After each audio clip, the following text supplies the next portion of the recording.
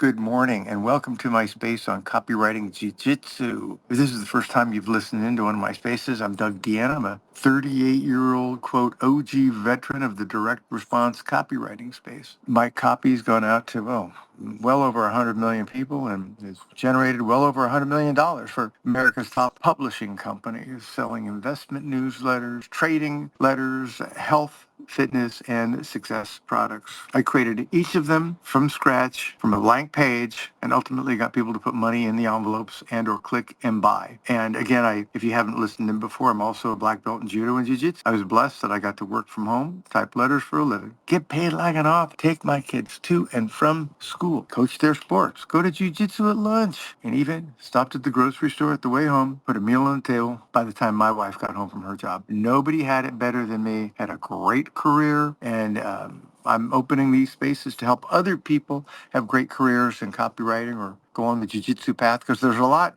in common between both of them. In copywriting, you want to see the available means of persuasion in any given situation and then win the mind through argument and/or emotion. And that's how you get big controls and big winners. Now in jiu-jitsu, you want to see the available means of taking down and submitting your opponent and then finishing the fight. So there's a lot involved, and part of it is having a vision to see what's going on. In jiu-jitsu, are you standing up? Are you going up against a wrestler, a judo guy, or a jiu-jitsu guy? Is he right-handed? Is he left-handed? In copywriting, you're looking for that one opportunity that'll get people to put money in envelopes. I've always said there's a million other writers out there that are better than I am, but they just didn't know what to write about. I did. It's no different than my first jiu-jitsu match. I hadn't competed. One of the guys at the club said, "Hey, Doug, you the best guy your age." So I started to lose weight, try to make 208, and I kept losing weight. Next thing you know, I made the 195 class, and I had a match against the guy, open division against the 181 guy, and I was nervous because, see, that guy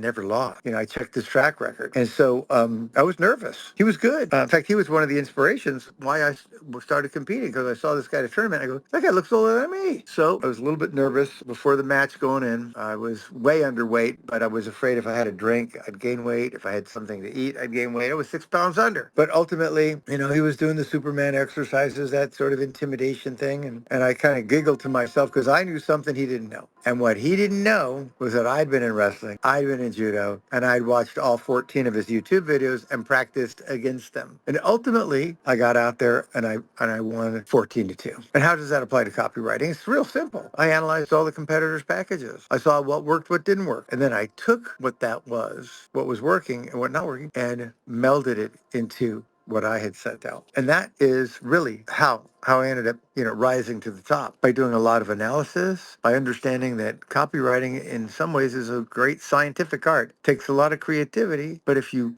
study what works, find out what doesn't work, avoid what doesn't work, and work on what does work, you continue to get better, you continue to refine your skills, and you continue to rise to the top. The same can be said for jiu-jitsu. You got to analyze your opponents. You got to see what they're doing. You got to see what works and what doesn't work. Hey, is this guy getting taken down by double legs, single legs? What's his defense? Hey, what do you think professional athletes do? What do you think professional fighters do? They do the exact same thing. They analyze their opponents. They break down videos.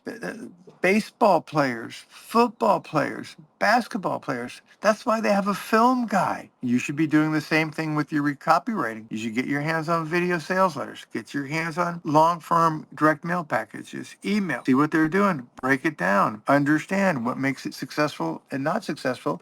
And if you have to write a competing package, you've already eliminated what didn't work to go for what does work. And that's why I see copywriting and jiu-jitsu as being very similar. On one hand, you're looking for the available means of persuasion in any given situation and then winning the mind through argument. And on the other hand, with jiu-jitsu, you're evaluating your opponent. You're seeing what takedowns they go for, how they defend against them, what happens when you're on top and they're on the bottom, and vice versa.